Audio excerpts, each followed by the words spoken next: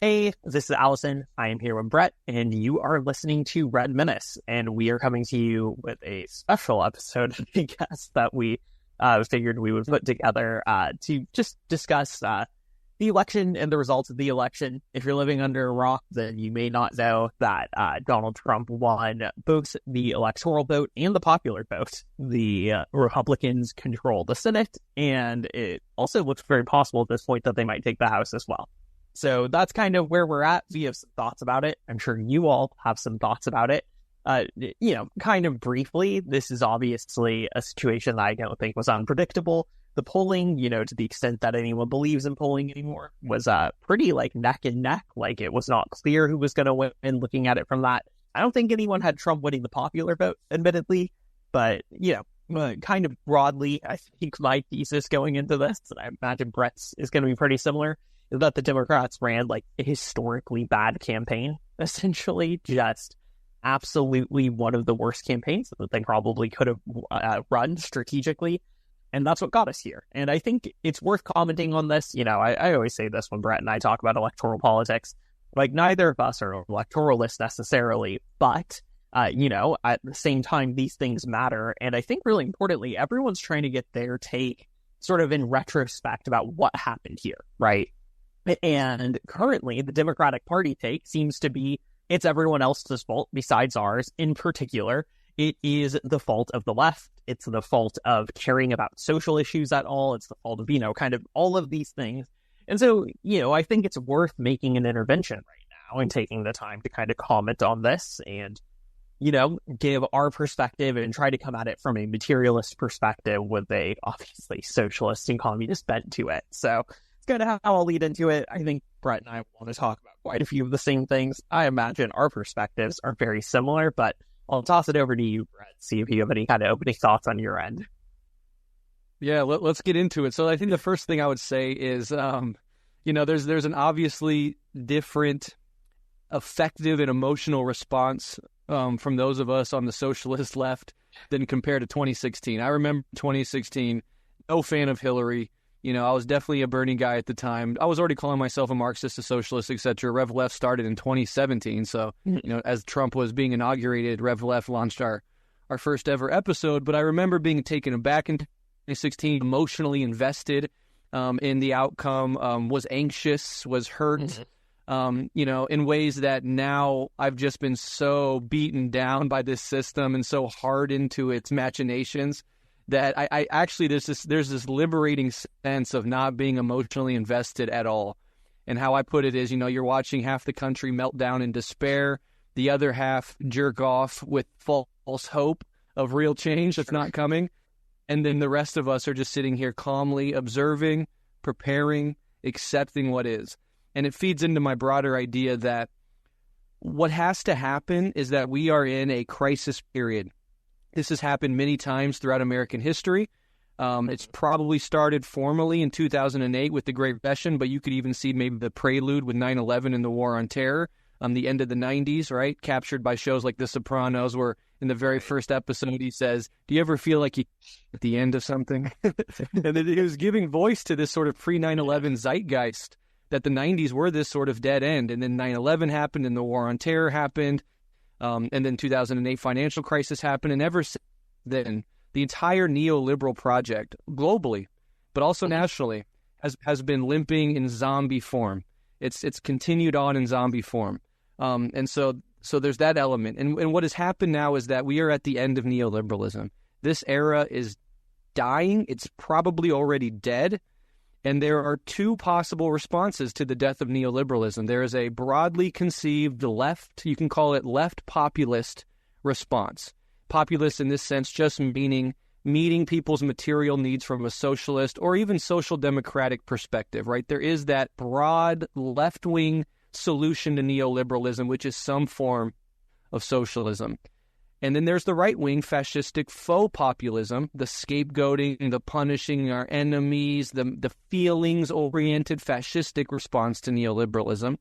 And because the Democrats systematically crushed any possibility of left populism emerging in this country, they have given the right the option on a platter. They have given the entire terrain over to the right to be the anti-neoliberal party, as they have doubled, tripled, and quadrupled down on neoliberalism. And not only has the Democratic Party doubled, tripled, and quadrupled down on liberalism economically, they're trying to absorb neoconservatism. I mean, they've successfully done so, absorbed neoconservatism into their coalition. So you have Dick Cheney, you have David Frum, you have these people that, in previous instantiations were Bush supporters, Iraq war supporters, the John Boltons of the world. We want to bomb Iran for the last 20 fucking years, just waiting for an excuse. The Democratic Party has absorbed neoconservatism into it. So it is now the party of neoliberalism and neoconservatism, two things the American people fucking hate. Right. And they are, and knowing that they can't deliver on material goods, knowing that they can't actually deliver anything meaningful for the people because it would contradict the basic interests of their donor class, what do they do instead? They triple down on shallow, meaningless identity politics, and they try to scare people with reproductive rights issues, which they've already lost. They've already lost that. And they're still using, unfortunately, I see a lot of liberal people throughout the country really melting down, talking about losing our rights. We've already lost them. And you lost them due to democratic incompetence. You've lost it due to democratic cynicism, corruption. Obama in 2008 had a super majority and a mandate, so he could have codified Roe v. Wade, knowing that it's always up to be overturned by SCOTUS. You could codify it legislatively with the supermajority, making sure that is now a solid, tucked away right that we don't have to worry about anymore. The only way you could overturn it possibly is for the Republicans to get a supermajority and then do it. That is very unlikely to have happened. It still wouldn't have happened since 2008. You would have had your rights. But what did they do instead? Like guns and immigration for the right, abortion was a key issue that they can continue to fundraise and rally around, and one of those things that stands in for material politics, right? Because a lot of people do care, rightfully so, about bodily autonomy and reproductive rights, and if they solve that issue once and for all, that's off the table. And then all they would have is shallow identity politics. Now, what did the party tell us they were fighting for this go-round? They said, we're the party defending democracy. And yet they gave us a candidate that never earned a single vote. And in fact, in 2020, had to drop out before the primaries because she couldn't break 1% of the vote. That's how unpopular this person was. So she's never won a vote, was no primary. She was coronated by the DNC elite. And then they're surprised when there's no mass popular support for a candidate that never earned a vote while they're telling us that the party of democracy. And getting your ass kicked by Trump, not only in the Electoral College, but actually losing the popular vote for the first time in 20 fucking years? Yeah. I mean, the party of democracy really fumbled there. The second thing they tell us, we're the party of women's rights. Well, I already went over how they didn't codify Roe. I've mentioned on Instagram how Ruth Bader Ginsburg refused to retire to allow Obama to, appoint a new liberal SCOTUS to continue to protect those reproductive rights up and down the line. They failed on this issue and cynically used it for fundraising. And then they've also mass murdered countless women, not only in Palestine since October 7th, but look at the war on terror, look at the drone war, look at the ongoing wars, Libya, Syria, all over the fucking planet. You're murdering, slaughtering babies, slaughtering families, slaughtering mothers. Pregnant mothers can't get basic medical care because Israel, with American bombs and American money and American political covers, bombing every hospital, bombing tents, pregnant mothers hunkered down inside. American bombs drop on them, and you're the party of women's rights? Despicable. The third thing they tell us, we're fighting against fascism. We're the anti-fascist party, as they are making possible a genocide in which people based on their race and religion systematically, ethnically cleansed and mass murdered. If there's no other definition of fascism than literally a second fucking Holocaust, I don't know what is. So up, down, this party, the complete and utter failure, and now in the wake of a yet another humiliating loss, as Alyson was alluding to, they come up with anything and everything to blame the entire world, the entire cosmos, God himself, before they even look at even in the direction of a mirror and start to self-reflect. So this is not a party that's going to radically change. This is not a party that's going to finally take accountability. This is a party that is ossified as the elite, as the dying neoliberal class, as the military-industrial complex. They are going to die on this hill, and they will die. This party can't go on. This party can't survive. And I could say more about that here in a little bit, but I don't want to take up too much time. So I'll pass it back over to Alyson to get her thought. Yeah, I mean, a couple things. So first, let me just kind of lay some groundwork on like some numbers to back some of what you're saying, right? So plenty of people have analyzed this already, but turnout wasn't good this election, right? Like both sides saw lower turnout than in 2020. And the really kind of crucial thing from the numbers perspective that, again, I'm not the person to point this out, Trump's turnout went down about 2 million-ish voters. Harris's over Biden's in 2020 was down over 10 fucking million voters, right? And so when we look at those numbers, that tells us something. These are candidates that are not popular. They are candidates that people do not like. People are making a compromise, voting either way on one of them. And on top of all that, I think the really important thing is that Trump, to the extent that he was able to mobilize a vote, mobilized his base, right? He was able to do that. Sure, he had 2 million voters fall off, but that base was there. The Democrats absolutely didn't do that, and that's why you see minus, again, 10 million plus votes on the Democrat side of things. They didn't mobilize their base. Instead, they spent the last month saying fuck you to their base and shoving fucking Liz Cheney down everyone's throat, right? It is just an absolute strategic failure, even within the terms of kind of electoral liberal politics.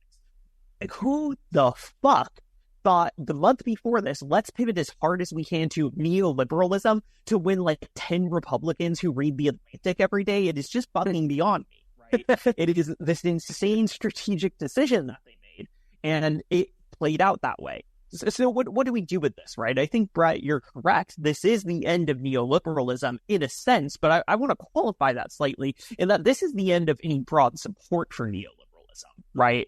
But one of the things that I think is crucial is that I think you should look at this vote as a blatant rejection of neoliberalism, as a blatant rejection of neoconservatism as well.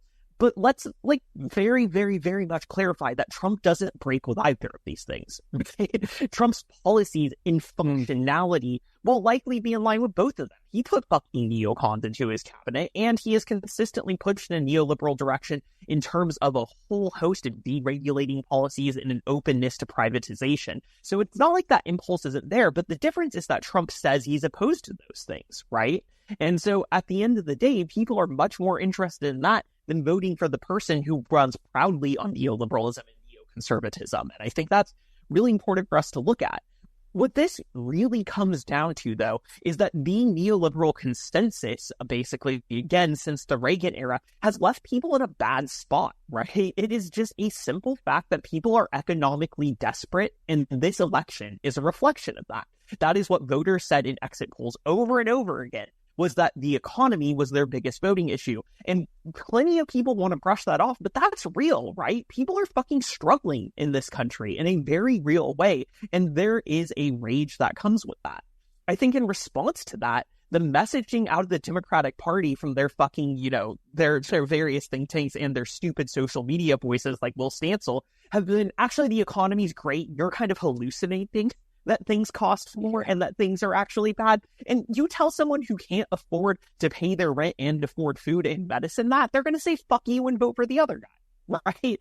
Like, what other possibility is there? So there is this strong rejection of the democratic, neoliberal, and neoconservative bullshit. And the way to see that this isn't about a hard pivot to the right or something like that, which is how the Democrats want to say it, right? Their whole take is, oh, we ran too far to the left. It turns out there's been a massive rightward shift in the country. But the proof that that's not the case is the 7 states that passed abortion protections, right?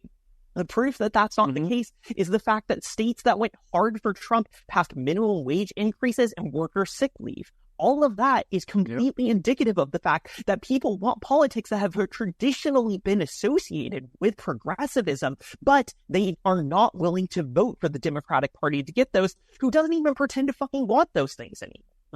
At this point, they're not even acting like that is what they're interested in. And so everything about this shouldn't be seen as a pivot to the right necessarily. It shouldn't be seen as, oh, the Democrats ran as too radical. It should be seen as the Democrats ran as, we're the Republicans, but a little bit less evil. And the people in this country said, well, then why shouldn't I just vote for the fucking Republicans? And that is how we ended up where we are at. This is I think you're correct. It's a dead party. There is no future here. They are not going to learn their lesson. They are going to reconsolidate against around younger neoliberals like Buttigieg or Newsom, most likely, but they are not going to pivot in another direction. I mean, well, we'll get into it, but I think even Bernie is kind of recognizing that with his statement that he made. Like, it really is a party that can go nowhere else. And, you know, the takeaway here, they're going to put forward a lot of them. It was Arabs, it was leftists, it was social issues, it was isolating people. But ultimately, it was, no, people are desperate in this country. They're hurting. People have material needs they want addressed. And you told them you're hallucinating about how bad inflation is. The economy's really good. And, oh, also, let's keep giving money to Ukraine and Israel and make you celebrate the family behind the fucking Iraq war. Just an absolutely moronic strategy that got us here. And, you know, that's all I can say. I'm not surprised this party is dead. Absolutely. And you made a million great points. One of them is that, you know, if the Democrats, well, they did lose, so they lose, they're now, you have to understand, structurally, they're beholden deeply to their donor class. So their donor class is not going to allow the emergence of a politician who's going to go in the direction of Bernie Sanders. In fact, it was the donor class and the media class, all millionaires, that orchestrated the squashing of the Bernie Sanders campaign and the prevention of it. As I've said a million times, the Democratic Party is not a vehicle for the expression of left-wing politics. They are the final bulwark against it. And you have to understand that. It's structurally a millionaire's elitist party. Mm-hmm. And so it even if it wanted to, even if there was an element within it that wanted to turn populist, it fucking couldn't, because its entire material basis is rooted in the elites. And so, yeah, you have millionaires in the media class and the donor class who not only told us that we're hallucinating our economic issues and chastise people all the way to the bank, but then when they lose in the wake of it, they're the first ones to say, we went too far left.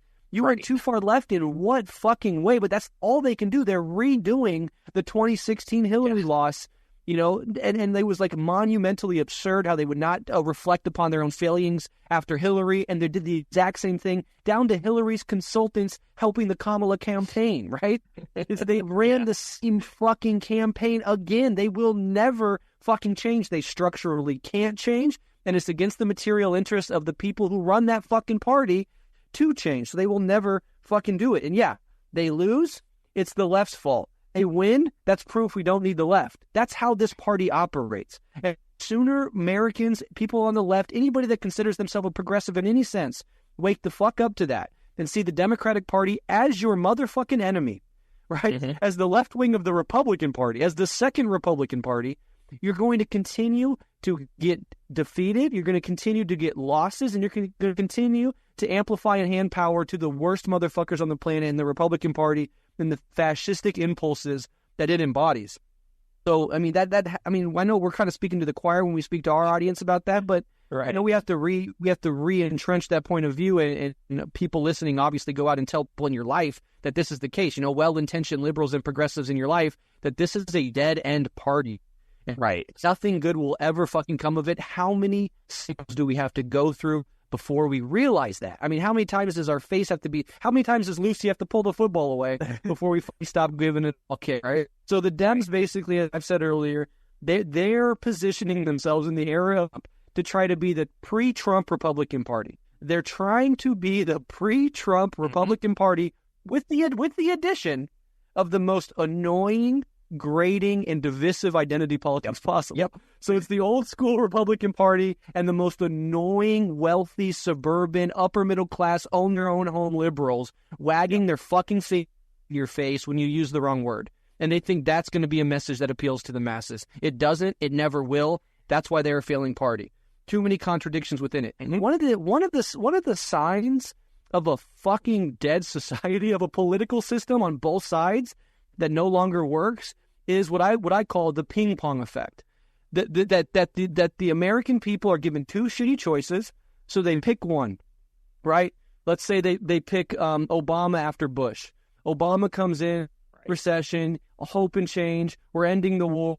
We're taking the banks to prison. He does the exact opposite. So 2 terms of Obama betraying everybody. Everybody's life gets shittier and shittier. Yeah. So then Trump comes along in 2016. The Americans are like, we want to change. We get Trump for 4 years. Disastrous, disgusting. The pandemic, 1 million motherfucking Americans die. They're sick of it. Democrats prop up the rotting corpse of Joe Biden and say he'll return us to normalcy, Alyce. Americans so beaten down, so fucked by the pandemic and 4 years of Trump, they say, we'll take anything. You could have ran anybody. And then they were in Biden, he went. The Democrats are like, ooh, okay, maybe we're onto something. You're not. This is ping pong. So then 4 years of fucking Biden, inflation, degrading, quality of life getting worse, more and more fucking wars, more millions and millions of our tax dollars going to Ukraine and Israel and every motherfucker except for us. And so Americans are sick of us. So they go back to Trump. Now, mark my fucking words. 4 years of Trump, America's going to be like, oh, my God, we're beaten down. This fucking sucks. It wasn't what we wanted. And they're going to, yeah, exactly like Alyson said, prop up, if not Kamala Harris herself, Gavin Newsom, whatever the fuck. Pete Buttigieg. And then Americans are going to be like, okay, in a close election, the Democrats are elected again. And this is the ping pong effect. And what this means is that Americans are desperate for change. The options given to them are so radically and severely limited and narrow that they only can oscillate between A and B, A and B, A and B, hoping, praying that something will change. Young people coming up have a whole new renewed sense of naivete, right? Right. You got to think, we're hardened mid-30-somethings at this point. We've been through this shit time and time and time again. A bright-eyed, bushy-tailed 18-year-old, 18-year-old, 20-year-old, they might see the Kamala Harris campaign as really promising. Or on the other side, on the right, they look at Trump and be like, he's going to make America great again. He's going to give me an opportunity in life, right? Like every election cycle, there's an infusion of millions of new people who haven't been beaten like a dog by this system. Right. And they think maybe this time, they're the new crop of people can be picked and taken into one of the coalitions. So this ping pong effect is the dying political system, and something has to. My perspective has been, and I've argued this for years at this point, that the crisis has to culminate. That what's actually going to break the ping pong effect, what's actually going to lead to realignment, real substantive realignment with two parties that, for better or worse, speak to huge swaths of the American population's interest, for better or worse. I'm not saying this is going to be glorious necessarily. It could be good, bad, or ugly, or some mixture thereof. But that fundamental change, that dislodging of the current elite, can only come in the wake of a disaster. And we've seen party realignments and elite liquidations actually several times through American history. After the Revolutionary War, the Federalist, Anti-Federalist party alignment. After the Civil War, the Republicans and the Democrats fundamentally shifted, changed positions, changed entire constituencies. After the Great Depression and World War II with the New Deal, the Republicans and Democrats, brand new constituencies. As a micro movement within that era, we had the Southern strategy by Nixon, and then we had a neoliberalism ushered in by Reagan and codified as the duopoly's preference by Clinton.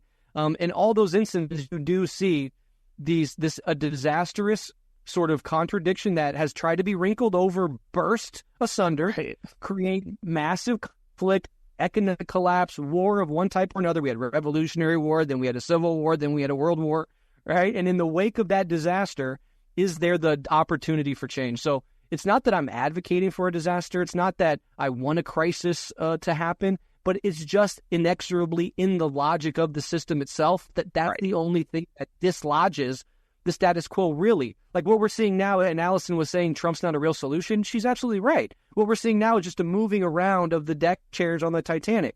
But the Titanic has to go down for us to get a new goddamn ship.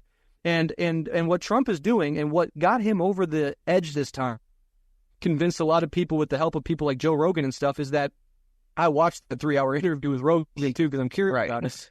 What Trump's line is the first time I was elected president, I got into power having no experience in politics. I had thousands of seats to fill, right? Bureaucratic seats to fill, appointments to make. I got inundated by the ghouls of the pre-existing system. They told me, pick this guy, pick this guy, pick this guy. Before I knew it, my cabinet was filled by people like John Bolton and all these other figures who Trump now hates. And so Trump's line, and he said this very explicitly with Rogan, and Rogan has echoed it in every interview he's done since, is that this time's going to be different because Trump knows to avoid the deep state, the ghouls, the swamp, and he's actually going to come in with a strategy to rule. So what Trump is, but this is belied by facts like One of the last speeches that Trump gave at his campaign, he gave the stage to Mike Pompeo. Yep. So which is it? Are you going to radically transform your cabinet? Are you in these CIA deep state psychos again? It's not really clear. He says one his mouth and then he elevates Mike Pompeo the next fucking day, and the right wing doesn't seem to take notice of that, but you should. And so Trump ultimately is the Obama of the right. False hope and change, lots of mass support from the right side of this country, who genuinely do want change, right, of some sort, and then they're going to be let down again, and we're going to see the ping pong thing continue until this culminates. And now the empire is dying, right? We're in regional wars. World War III is not off the table. Some horrific economic collapse is not off the table. Some environmental disaster is not off the table. But unfortunately, it's going to take something of that caliber to knock things loose. So, Alyson, what do you think about that general description of what's going on? Yeah, no, I mean, I agree, right? I think, you talk about, we're not saying we want a crisis, but this is like fundamental to Marxism, right? Is that the conditions for crisis are built into the society we live in already, right? And I think in many ways, like, Trump is an expression of an already existing crisis, right? Which is that capitalism is not in a state in the United States that people find tolerable. People pretty across the board seem to not find it tolerable. And so that crisis will likely, in my opinion, intensify under Trump, regardless of everything, right? Like, let's be real. Like, a lot of his economic policy is probably going to be bad for the capitalist economy in the United States. The tariffs he's proposing are probably going to exacerbate things further. There is, even Elon Musk was coming out there being like, we should be prepared for like a tough economy under Trump, right? Like, it is very clear that that destabilization is going to continue despite the markets kind of rebounding yesterday. So I think it's worth pointing out that this will all facilitate movement in that direction. And I think you're correct, though, that largely for something like realignment in the United States to happen, it's going to take something drastic, right? We saw the beginnings of what that could look like with COVID and the George Floyd uprisings, right? And in fact, that crisis probably is what lost Trump the election in 2020, right? That is almost certainly the reason that he was not able to win that. And so there will be the shift here. The question that I don't have an answer for is like, how do we capitalize when that crisis occurs, right? And I think that was the question a lot of us were asking in 2020. I think it's the question that a lot of us have been asking for a very long time. And it's not clear, because the simple fact of the matter is that the institutional power that the Democratic Party has is still there, right? That's not going anywhere anytime soon. And so we find ourselves in kind of this catch-22, right? I think on the one hand, like you and I both agree, the Democratic Party is a dead end, right? You're not going to win through there. You are not going to win working with it at all. In fact, it is not the path forward. And it's actually there that I think we're maybe not singing to the choir on, because I don't think all of the left is convinced of that yet. But hopefully, we ought to be at the point where people are relatively convinced of that. I know, I'm not going to weigh in on Hassan Piker, but that's an example of someone who I think is saying most of what we're saying, and who also still isn't ready to abandon the Democratic Party completely, right? And so that's probably where we diverge somewhat, is that our position is very much like, no, there's just not a future to this party. But I'm going to be honest with you, there's not an immediate obvious alternative. Okay, the protest vote for the third parties wasn't even that high this year, honestly. It didn't make a difference whatsoever. So the question then of like, how do we have another route out so that when that crisis occurs, when people are ready for realignment, we are able to seize upon that and be able to build power based on it?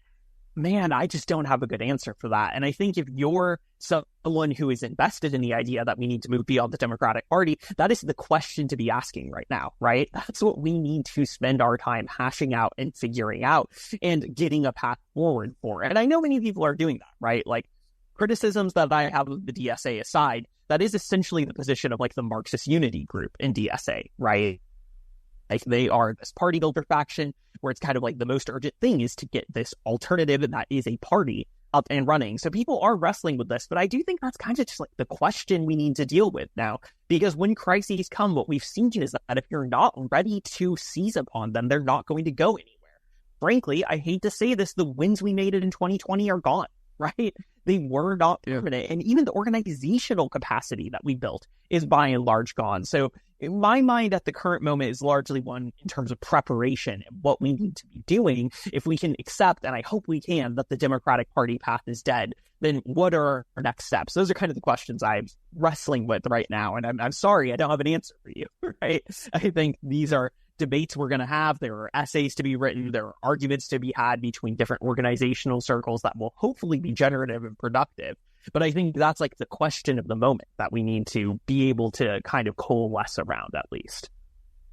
Absolutely. So I want to get to that. I want to make one point quickly, and I'll circle right back to that and have a robust discussion about that. But the one thing I just do want to say, and I think, again, a lot of people will already know this, and Alyson and I have both alluded to this, but what we have to really, sort of internalize is that this loss has nothing to do with race or gender. I'm sorry, but if you're the sort of person who will not vote for a black person or a woman, you are already on the Republican fucking party. You are already deeply entrenched in the party. If you are a Democratic voter in motherfucking 2024, you have no qualms whatsoever about electing a woman or a person of color. It is not the identity of Hillary Clinton and Kamala that stopped them from being elected, their womanhood, their race, anything like that. It is their soulless, neoliberal politics that completely lacks a motherfucking vision for a future for people's lives. And instead of a vision, they say, at least we're not Orange Man bad. And that's all they say. And so you can't expect to win. And then when they don't win, the fucking liberal establishment says everybody just hates women. Everybody just hates, black, Southeast Asian people. It's like, what the fuck are you talking about? And in fact, the race dealignment of the two parties speaks in direct contrast to that idea, right? It's like one of the things they're pulling their hair out is like, how can black people and Latinos be white supremacists? Because their narrow cognitive framework for understanding this shit is if it's not a white male, then that is the reason they lost. That's as deep as their analysis goes. You hear Joe Scarborough and Reverend Al Sharpton talk about it, Joyanne Reid, MSNBC. They're all doing the exact same fucking thing over and over again. And we just have to immediately reject that. And it just has nothing to do with it. I'm sorry. And we're not even going to coddle the people that think that it does. Is there racism in the society? Yeah, absolutely. Is there structural racism? Yes. Is there misogyny? Definitely. Is it a big problem such that a woman or a person of color can't get elected? I'm sorry, no. Say, Rev, really quickly, too. Democrats need to be mature, and they need to be honest. And they need to say, yes, there's misogyny. But it's not just misogyny from white men. It's misogyny from Hispanic men. Right. It's misogyny from black men, things we've all been talking about, who do not want a woman leading them. Might be race issues with Hispanics. They don't want a black woman as president of the United States. The Democratic Party, I've always found when you're sitting around talking, they love to just sort of balkanize everybody into these separate groups and say, oh, white people don't like women and black people. No, it is time for the Democrats to say, okay, and you and I have talked about this before, a lot of Hispanic voters have problems with black candidates. Right. A lot and of, with other Hispanics. You've got some that don't like each other. And some of the most misogynist things I've heard going on this Get Out the Vote tour came from black men. I think if you had a woman or a black person or somebody with any number of identity markers come along that was charismatic, that had mass popular support, that spoke meaningfully and authentically and genuinely to people's material needs, and actually convinced people that they were willing to fight and deliver on those motherfucking promises, they would be elected in a landslide, honestly, right or left. If you had a black woman that just was on message, on the right, did the Trump thing, whatever, I could see the Republicans electing somebody of color, genuinely, right? The women fascists aren't an anomaly in history. They exist. And they could absolutely rise up in the party. So we got to reject that, because that's the main way that the Democratic elite escape responsibility, by calling everybody else in the fucking world racist and misogynist. They did it with the Obama bros. They did it with the Bernie bros. And they're still dying on that motherfucking hill. It's not 2014. Politics isn't Tumblr. I'm sorry. The identity reductionism shit doesn't fucking work. You've tried it, several campaigns. doesn't fucking work. Give it up. It is a losing strategy. What people want is a universalist programs that make everybody's life better. And what we believe in is not hyper micro division along identity lines. So you have every single identity group pitted against each other. Right now, what we want is solidarity. Right now, what we see, a solidarity across identities. That's the only fucking path forward, by the way. But right now, what we see is this horrific situation where the Democratic Party is now the party of women, and the Republican Party is the party of men. And so liberals are like, fuck all men, we hate all men, this is men's. Like, this is quintessential division. And most people understand, like, how the ruling elite, and especially the Republicans in their crude way, use race to divide the working class. That is what neoliberal identity politics is from the other side. Right. To make us into a million scattered fragments of identity pitted against each other. If you can get 50% of the country women to hate 50% of the country men, I mean, like, you've completely divided working class people in their own homes, in their own lives. There's no hope of solidarity. Do that with black and white people, with any marginal identity, etc. Does that mean we reject the seriousness of oppression based on identity? Absolutely not. In fact, a core part of building a multiracial solidarity movement is completely acknowledging and working to solve, through our shared interests and our solidarity, those historic and present conditions of oppression. And anybody that says gay people are bad, or black people are bad, or women are bad, they're not only attacking human dignity, which is first and foremost what we need to fight back on, they're dividing the working class. They're dividing the working class. And so I don't want to just make it a class thing, because it's kind of crude if you say, we're against racism because it just divides the working class. That's an element of it. We're against racism, we're against bigotry, against homophobia, because it's an affront to the human spirit. Because it is an affront to our core values as human motherfucking beings. And then also, if we want to be successful politically, we need to have solidarity. You know what I'm saying? So keep that in mind. Circling back to Alyson's point, what do we do? And if we accept that the Democratic Party is the lost party, but we also have to accept we're not popping off with a revolution tomorrow. And even if people flooded the street, it wouldn't be a socialist revolution. It would involve some sort of horrific civil war. We don't have the capacities there yet. So we can't use the Democratic Party. We're not waging revolution tomorrow. So what can we do? And I think we have to fight the electoral terrain. I think we have to do something like build a mass party. What I see that's very frustrating is we have the PSL, we have the DSA, we have the Green Party, we have the what did Cornell run under, the legalize marijuana now party. You know, we have all these different fucking parties scattered in a million directions. And it's like, can we just at least unify that first? Like, can't we just get our forces unified into one party? That's really hard, because what the left loves to do is deconstruct and criticize.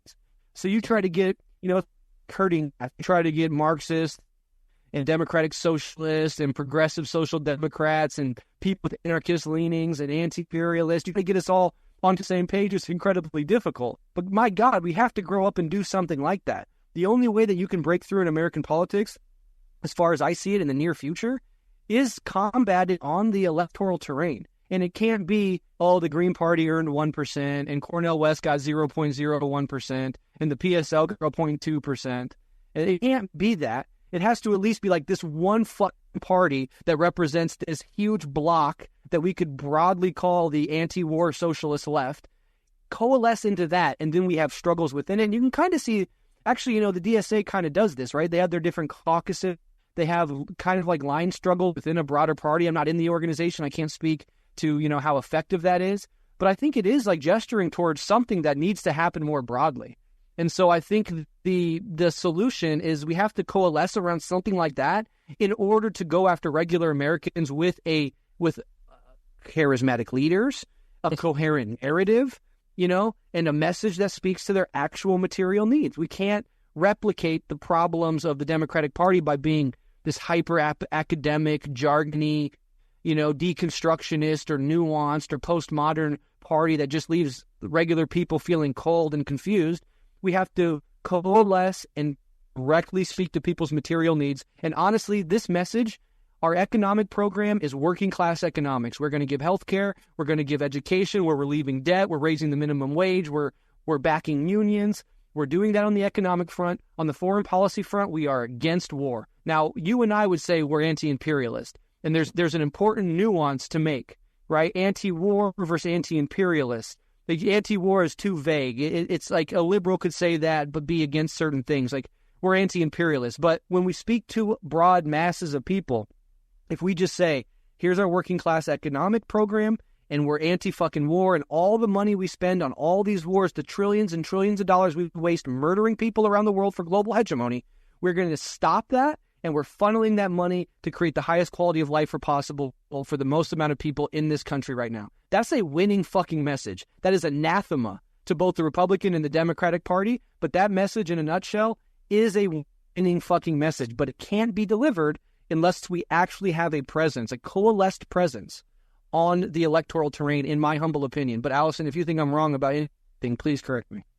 So not wrong. I mean, I just kind of, so let me, we can try to think this through together maybe, because here's the issue in my mind. I don't disagree with you really much at all. But the problem is, let's say we take the Green Party, we take PSL's electoral side, we take here in California, it's like Peace and Freedom Party, right?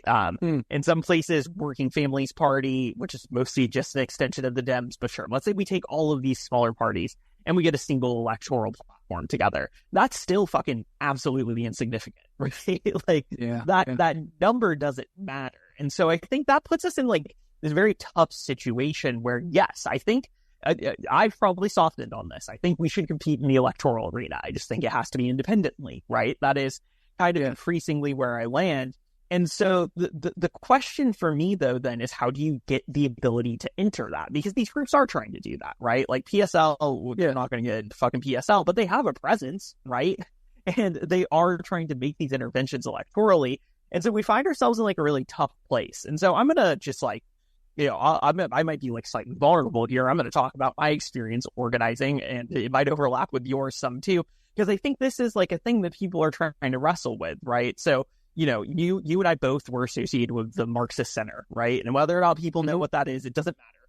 But at the time when we were doing the Marxist Center stuff in like 2018, no one was like sold on the idea we needed a party yet, right? That was like actually a very big argument within that group. Was like, are we trying to build a party? Like, what is our relationship to the idea of a party? Thankfully, since 2018, I think that those of us who left that milieu have more or less landed on the question of we need a fucking party, right? That ambiguity is gone. Now, I will say that those of us who left that milieu and went in different directions, I think have gone in two directions since then. And I'm going to use these both to kind of frame thoughts about the path forward, right? So on the one hand, I think you know this, a lot of our comrades from that time are in DSA now, right? Like a pretty good chunk of them have gravitated towards the DSA. Marxist Unity Group is full of people who came from that project. Some ended up in some of the other left caucuses as well. So some people went there. And I think they went there for exactly the reason you just stated, right? Which is that there's like this structure in DSA that already looks somewhat like what we want to build, right? And so they see that. Yeah. And they see that as an opportunity to, not to be crass, but like kind of do entryism in the DSA and hopefully commandeer it. Now, you could talk to them about it. I think many of them have found that fight's been a lot harder than they expected over the last couple of years. They've taken leadership within parts of the DSA, but the other side of the DSA is entrenched, is pretty powerful, and is pretty good at organizing in their own right. So that's become, its own difficult thing. So that's one impulse that I think the milieu we were a part of went. And then there's another impulse, and this is more the direction that I went in, and a lot of the people who I agreed with out of that group went in, which is in some ways a more like anarchisty, Maoisty direction, right? A lot of us ended up rejecting the idea of electoral work, rejecting the idea of going into a group like DSA. And, a lot of us did mutual aid work, doing what we at the time kind of called dual power work, but by and large really wasn't building power in any meaningful way. Mutual aid was a really big part of that. And that, I think many of us have realized stalled out as well, because whatever good that may be, and I don't know, like the group I was with here, we fed a lot of people during the pandemic who wouldn't have eaten otherwise, right? And I'm like proud of that, but it didn't do anything to build power, and it didn't do anything to bring us towards a party, right? And there's various reasons for that. That kind of work's not confrontational, right? It doesn't build class consciousness. It doesn't teach the people that you're working with to see themselves as a class and to fight as a class. And so it kind of dead-ended there. So all of that to say, out of the milieu that you and I emerged from kind of within the left, people have gone in all of these directions, and I think we're all kind of stuck in these interesting ways. I think the DSA people would contest whether or not they're stuck, but that's my perspective, at least. And so there are people who are working really hard and who have been working really hard to figure out what the path forward is. And the goal, I think, we are more or less coalescing around. We need a socialist party. We need to be able to organize as a socialist party. So I don't think it's enough to say, well, let's just coalesce all the existing forces, because as someone who's been involved in some of those existing forces, I don't think we were achieving anything that built power or a base, right? In this very real sense. Sure. We called ourselves base builders, but we didn't really ever build one. So, you know, I agree with you. We need to coalesce these groups together, but that's also like not enough, right? We need something beyond that. And again, I'm not going to say I have the answer here. I'm very curious your thoughts, right? But you could get together every Green Party, PSL, and Peace and Freedom voter tomorrow, and we'd still be irrelevantly minuscule, right? So there's that connection to the actual masses that is really missing in that equation. And that, for me, is kind of what we need to figure out how to establish. Yeah, I mean, yeah, wonderfully said and incredibly true. I could maybe make an argument that even just that coalescing would be a step forward, right? And then we could go from there. But I mean, still, same problems present themselves. There's a glaring hole in this conversation as well, which is obviously almost every successful, if not every successful, socialist movement has had a labor movement. And so, you know, and that's a perennial, perplexing question. The socialist left in the United States is how do we? I mean, the shreds of what's left of the labor movement is really, you know, neoliberalism did a huge number, right? You know, there's a little bit of a resurgence, and there's still a labor movement out there somewhere, still unfortunately connected at the top levels to the Democratic Party, though the rank and file, I think, broke over 40% for Trump in this last election, which is just fucking depressing. But, you know, there seems to be an absolute necessity to fuck with the labor movement, to have some integration with the labor movement, to ride the labor movement. But then comes another problem. I have many friends, almost all my high school buddies, right, labor trade unions. Is this problem of, you know, cultural and social chauvinism that can sometimes emerge, and so you know, even if we could hypothetically coalesce with a labor movement that was actually socialistic, you know, there's this issue of that element with the, you know, white, you know, the working class, the white working class, however you want to talk about this. There's that element there, and that makes it difficult as well, because then do you know, liquidate certain aspects of your core values and principles to accommodate that chauvinism? Do you try to struggle with it? Do you risk alienating yourself further from that labor movement? Right. You know, the thing that gives any possible socialist left its actual thrust. So yeah, what are your thoughts on that? So this is, yeah, I have thoughts. It's tough. So that is the hard thing, right? The relation to the labor movement is not clear to me. You are correct. The rank and file of the labor movement in many ways voted right wing in a lot of ways in this election. And in addition to that, I think one of the things that always shocks me when I look at like the internal the internal organizational politics in the DSA is that oftentimes the DSA chapters that have caucuses that have the closest links to the labor movement are really the right-wing caucuses, right? You see this quite frequently. And so it's not straightforward to understand how the left could build that relationship. I think we have to, right? Like, I don't think there's any question about that. But what that looks like and how you do it is a difficult thing. Now, I will say, like, again, like having talked a lot with like tenant union organizers, their thesis, I think, is interesting, right? Because I don't think you hear a lot of talk about this with like why people think tenants unions are strategic. But one of the things that I hear that I find kind of compelling is that it's a proxy way to build labor power, because essentially most tenants are workers, right? That is the reality. And in fact, through tenants organizing, you have access to workers that you wouldn't get access to through union organizing, right? For example, the guy who lives down the block who drives for Uber and that's how he pays his rent, you're never going to get to him through a union, but you can get to him around tenancy and housing as an issue, right? And so one of the things that, as I've tried to like kind of understand more the perspective of the tenants organizing people come to see, is that it's a proxy into labor, right? That is often how it is understood. And so I have to, say I'm fairly persuaded by that idea, right? I'm fairly persuaded that given the difficulties that we've had with labor unions, that there is something there, that it does get us access to people who we would not even be able to access through those unions. And then I've said this before, and I'll say it again. The thing about tenants organization that I think makes it distinct from like mutual aid and these other things is that it's confrontational, right? And so it's not just a way to get access to these populations, it's also a way to help build class consciousness and, make struggle a reality, essentially. So I don't have a solution to the labor problem, but I will say when I talk to smart tenants organizers, that's the framing that they're giving me. And it sounds very persuasive to me. And it sounds like a way to understand this work as still labor work, which isn't obvious on the surface. I don't know if that's a satisfactory answer, but that's kind of, what I am thinking about in relation to this question right now. I think it's a really creative and fascinating answer. I just did an episode with Tracy Rosenthal and Leonardo Vilches on Abolish Rent in the LA Tenants Union. Yeah. It's a really great episode. I encourage people to check it out. And I think there's something there. Yes, because in a tenant, you have working class people. And importantly, in these tenant unions, they're often maybe lower income neighborhoods or even just apartment complexes. And one of the problems with the labor movement is that there's this labor aristocracy element.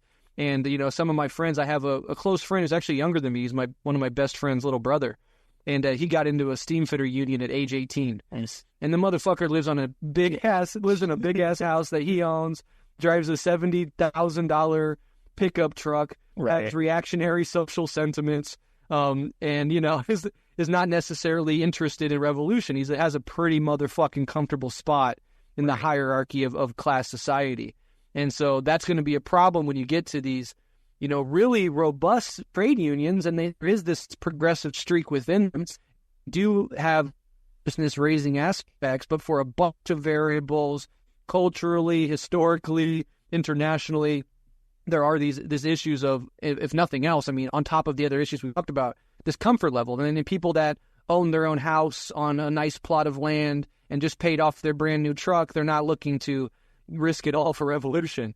But tenants with, getting pressed and having nowhere else to go, barely making rent, they're all also workers, but they're the less sort of privileged workers in a lot of ways. Right. That might be the sort of 21st century solution in America to that labor issue problem. And then, of course, kind of maybe even could, if this strategy could be successful, come in through the back door of organized labor where the movement is going, workers are already in it. Some of those tenants are going to be apprentices. They are going to be in trade unions. There is just on the right and the left in America, more sympathy for unions than I've ever seen in my life. And so the union movement broadly grows. And as the union movement broadly grows, it reaches new people, new echelons of class society, different strata of class society. And then that tenant organizing can even plug into elements of that. So those could be some doorways that we pursue. Absolutely. I think that's a really wonderful point. Yeah, and I think the tenant union thing, it's hard to pitch to people because I think this work happens around the country. But here in Los Angeles, I'm not as active as I ought to be with Law 2. I am very adjacent to people who are extremely active with the LA Tenants Union.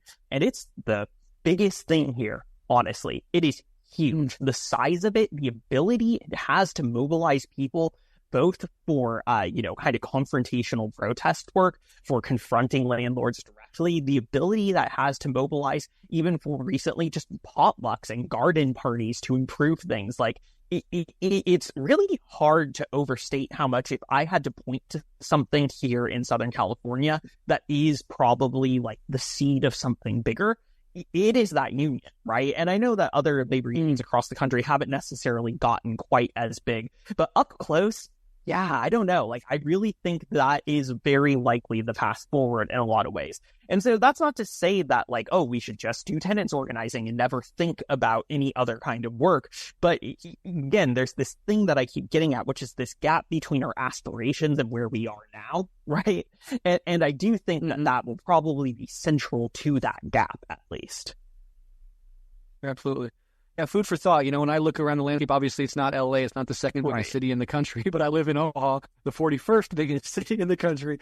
And when I look at the terrain here, my close friends and comrades in the Omaha Tenants Union, OTU, are doing some of the most consistent work. Right.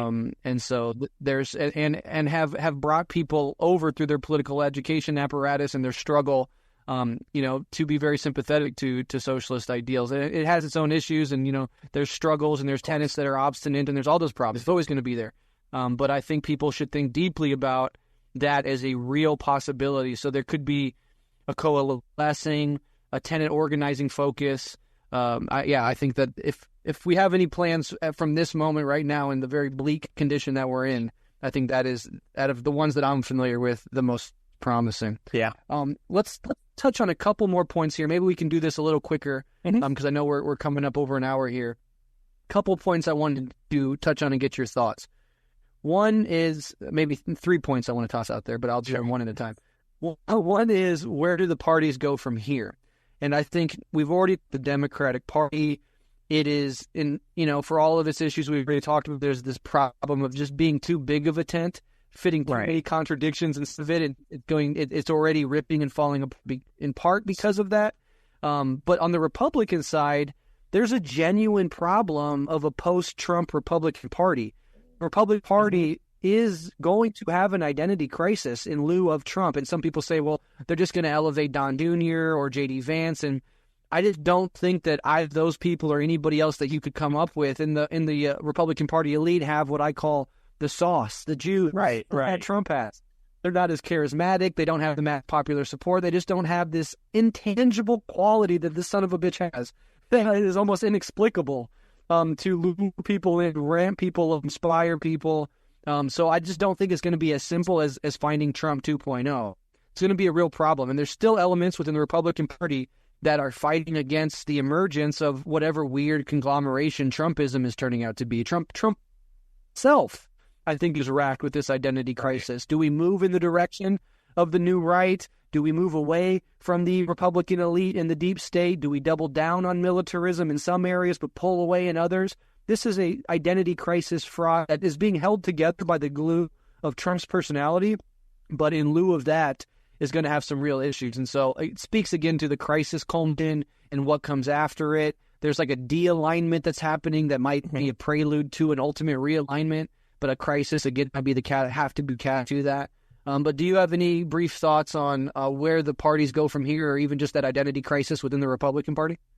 Yeah, on the GOP side of things, I mean, what I will say is I don't think I can speculate on a figure who they will realign around, right? I think you're right. It's hard to see any of them that have the same kind of it factor that Trump has. But one thing that I will say, right, is that I do think, like, my perception of where the phenomena of Trump's politics will go is further away from explicit white nationalism, right? Which he flirted with much more in his original campaign, towards, I think, more of, what people have called Christian nationalism, or kind of like a civic nationalism, right? Around the idea of American citizenship as the core identity construction, and frankly, even probably a multiracial understanding of American citizenship, but one that still draws very fucking harsh lines around that. And I think, there will be a general move towards a civic nationalism that is not like flirting with neo-Nazi far-right kind of ideology, but flirts more with American Christian civic identity. That is kind of what I think my guess would be. I can definitely see that there's also the contradiction of, like, the stool and right elements within to be into the party as well, which might contrast with some of the Christian elements, and that we've already seen some clashes around the abortion issue, for example, within the party itself. Trump himself very uncomfortable with having to deal with that contradiction. You can tell he's not quite good at navigating that particular issue. So those things will have to be said, but I just do think that these parties are out of steam in some sense, and a post-Trumpican party is really going to have some soul searching. It's going to have to coalesce around something that's not just a single person. So keep an eye out for those developments. And I think whatever Trump does in this term could in many ways influence what that post-Trump Republican Party is going to look like. This is really like the first time was a little scattered. Yeah. This term is like he he really has a chance to set an agenda and to sort of create an ideological terrain that the Republican Party can operate on going forward. So we'll see how that pans out. Yeah. All right, 2 more quick points. Now, I know earlier we were talking about the death of neoliberalism, and I think that's pretty taken for granted at this point. Honestly, fairly widespread notion at this point. But the bigger question is liberalism dead? And I've seen some people mention the death of liberalism as such. Globally, It seems to be under attack. I don't think a multi-century a sort of ideological orientation goes out of existence in a couple election cycles. Neoliberalism is a much smaller iteration of liberalism and capitalism. We could see that coming and going. But is liberalism itself maybe not dead, but is it on the ropes? Is it running out of steam? What are your thoughts on that? Pretty big. Yeah. Yeah, it's a huge question, right? Yeah, I know the takes you're talking about. I think liberalism is not dead. I think liberalism is dead end, right? It's dying. I think everyone knows it's dying. I think the turn towards the right globally has been an illiberal turn, right? And it's been framed that way very explicitly. So I think that, is one way to understand what's happening. I think even like thinking about like the Eurasianist ideology out of people like Dugin that gets flirted with within Russian nationalism, like that's articulated as an illiberalism, right? I do think illiberalism reigns the day, right? The question in many ways is like, what is the form of illiberalism, which is going to, replace liberalism, and which is going to come in response to that. Liberal parties are struggling across the globe. They are struggling to compete with far-right parties, which tells us something unfortunate, which is that the type of illiberalism which is dominant at the current moment is like a purely negation-based illiberalism. It's we are just going to embrace all the opposite of liberal values, right? You think that democracy is good. We think autocracy is good. You think that autonomy is good. We think that control is good. All of this just kind of inversion of liberalism, which is really what reaction generally embodies. And so that's one path we can go on. It's the path we're on, I think, at the moment. But the other alternative is an illiberalism that is, the Marxist understanding of illiberalism, where Marxism seeks to overcome liberalism. It seeks to transcend liberalism. But at the same time, we also insist that it fulfills the actual promises of liberalism, right? Yeah. Liberalism promises equality and is incapable of providing equality. Therefore, when opposing liberalism, we don't say equality is bad. We critique liberalism as failing to ensure equality, and we insist that actually it is something illiberal, i.e. communism, which can achieve the reality of that value, right? And so from my perspective, we are on a path away from liberalism. It is a question of what replaces it. I hope that it is that Marxist understanding of illiberalism, but that is not the path that it feels like we are currently on, and I think we do need to wrestle with that.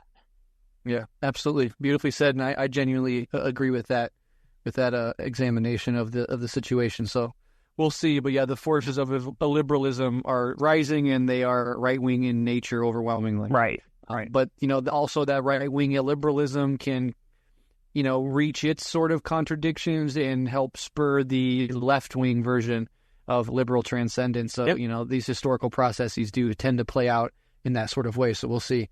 Very last question I have, and this is just sort of a final thought. It's on one hand, it's kind of silly, but, other people do talk about it a lot. And the liberals who are chastising every non-voter and third-party voter because that they held back because of Gaza are saying, now Trump's just going to be worse. That's a main argument that they have been, throwing at people like you and I.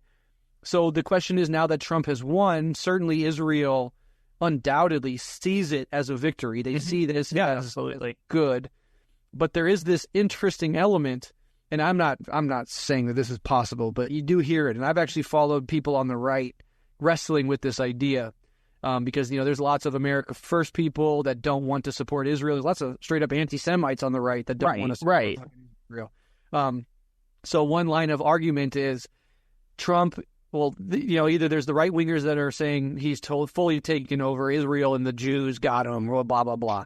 But there's another element that says, hold on, Trump is going to get us out of Ukraine.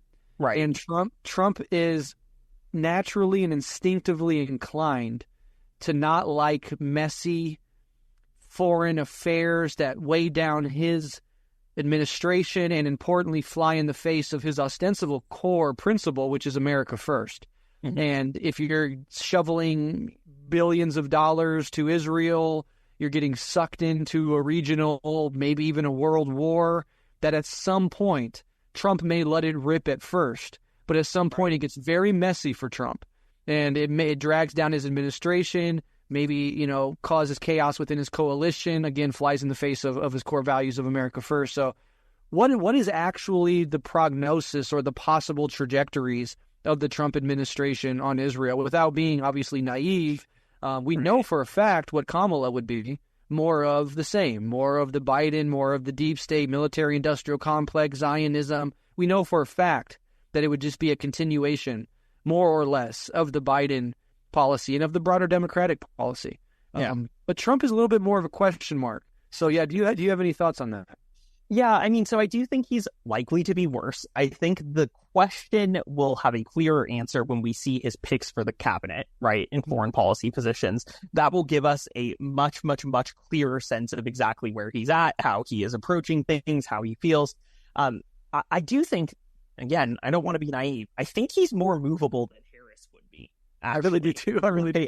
I really do think if the crisis got bad enough, he would back off. So that is one thing that I think is very controversial to say, but I think he doesn't have a commitment to a coherent neocon foreign policy. I think he'll implement one, but I think, yes, he would put his own political expediency above a commitment to that policy. And I'm not sure that's true of the Democrats, right? So, do with that what you will. In the short term, I think it will be disastrous, frankly. I think he will be significantly worse, but we will have to wait and see. And again, we'll have to see who he surrounds himself with. I think that is, important. And this isn't me saying like, oh, Trump is better, blah, blah, blah, but like, let's be clear about the opportunities and the closures that emerge with each situation. And I think there is a potential opening that we see here, just because, again, the guy's fucking self-serving, right? Above all else, before any ideological commitment. And that is manipulatable in the way that like an ideological neocon is not. Exactly right. I totally agree. And there's this big pile of steaming shit on his lap the first day he gets in there. Yep. I mean, look at the contradictions exploding within Israel themselves after Netanyahu just fired his war cabinet minister, Yuval Gallant or whatever. There's riots, or not riots, but protests in the streets and confrontations in the streets. So this is just an incredibly messy thing. And then you got to think, Trump's going to be talking to Xi. He's going to be talking to Putin. He's going to be talking to world leaders all around the world. And internationally, the sentiment is against Israel and against America. And Trump is going to find himself in this really interesting position where a lot of the other people that he's trying to do deals with are going to be pointing this issue out and making it a fucking headache for him. So I think it's easy when he's just running and he's trying to shore up his Zionist support that he's going to say stuff like, I'm going to do this, and you're going to no better friend to Israel than me, blah, blah, blah, blah. But when he actually is in the position and has to deal with that shit, I think, if nothing else, the possibility of him being movable is bigger than it is with Harris. Again, not advocating Trump, not predicting even that it's going to happen. I'm just saying on an objective analysis would say that there's at least more potentiality. And that flies in the face of this sort of dogmatic and taken for granted position that liberals have been screaming in our faces that 100% without a fucking question is going to be way worse under Trump, and he's not even going to be kind of nice like Biden was, which is just insane in its own right, but also I think might very well be proven wrong. Yeah, no, I agree. All right, well, that is Red Menaces. In the heat of the moment, 2 days out, election analysis of what's going on. We really hope people find this useful, inspiring, cathartic, resonant, whatever it does for you. And I really wanted to, kind of reiterate that tenant organizing point as a highlight of this conversation, and really worth thinking about as organizers and political educators listening to this conversation. But a lot's going to happen. A lot's going to happen, I think, in this lame duck period where, the world is waiting for Trump to actually be inaugurated properly, but the Biden administration trails on for a couple more months. Liberal cope will continue. We'll see what differences and changes happen there. Alyson and I are getting to the German Revolution soon, and if all goes according to plan, I know we said this too many times, but if all goes according to plan, the next episode will be a German Revolution episode, which is historically resonant in so many ways with our current situation. So it's not just a historical topic. In some ways, it's also a present-day topic. Yeah. But until then, love and solidarity. Stay safe out there, and we'll talk to you soon.